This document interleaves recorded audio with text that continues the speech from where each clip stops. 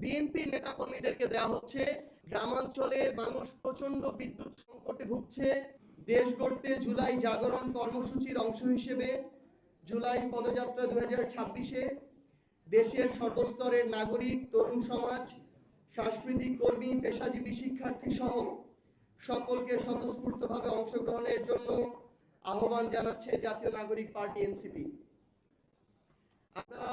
ইতিমধ্যে আপনারা জানেন যে প্রথম ধাপে স্থানীয় নির্বাচনের প্রস্তুতির একটি অংশ হিসেবে আমরা বাংলাদেশের 100টি যে উপজেলা এবং পৌরসভায় আমাদের প্রার্থী ঘোষণা করেছি। সেই 100টি উপজেলা এবং পৌরসভাতেই আমরা আমাদের এই জুলাই পদযাত্রা করছি, যা 64 জেলাকে টাচ করবে। এবং এই পদযাত্রার মধ্য দিয়ে একই সাথে যেমন আমরা আমাদের এই জুলাইয়ের বার্তাগুলো নিয়ে মানুষের দ্বারে আরো প্রত্যন্তভাবে জেলা থেকে উপজেলায় ছড়িয়ে যেতে পারবো, একই সাথে আরো প্রত্যন্ত অঞ্চল থেকে মানুষের কথাগুলো আমরা শুনে সেগুলোর প্রতিধ্বনি তৈরি করতে পারবো আমাদের জাতীয় নাগরিক পার্টি এনসিপির মধ্য দিয়ে।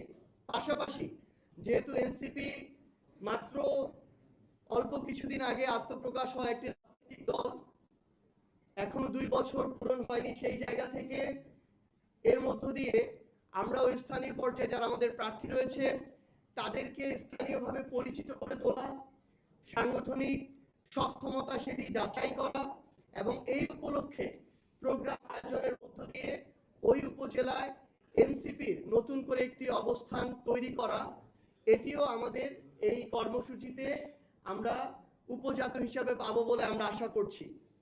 আমাদের ইলেকট্রনিক এবং প্রিন্ট মিডিয়ার সম্মানিত সাংবাদিক ভাই বোনেরা, আপনারা পুরো দেশ জুড়ে আমাদের সাথে ছিলেন, অনেক কষ্ট করেছেন।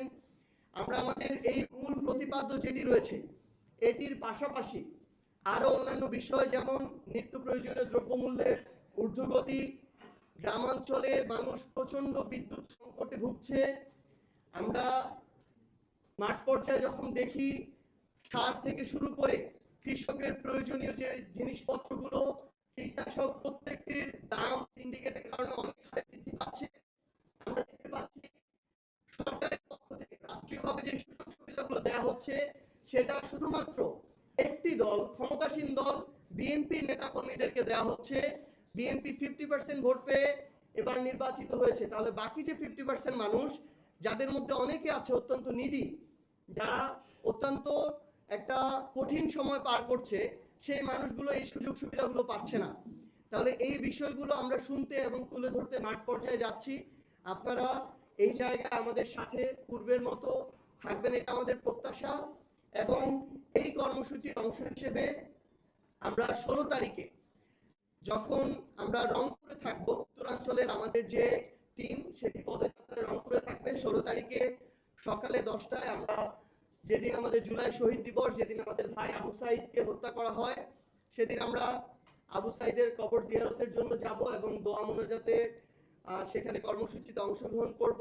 পাশাপাশি 15 জুলাই আমরা কুড়িগ্রামে একটি কৃষক সমাবেশ করতে যাচ্ছি একই সাথে আমাদের পদযাত্রার অংশ হিসেবে।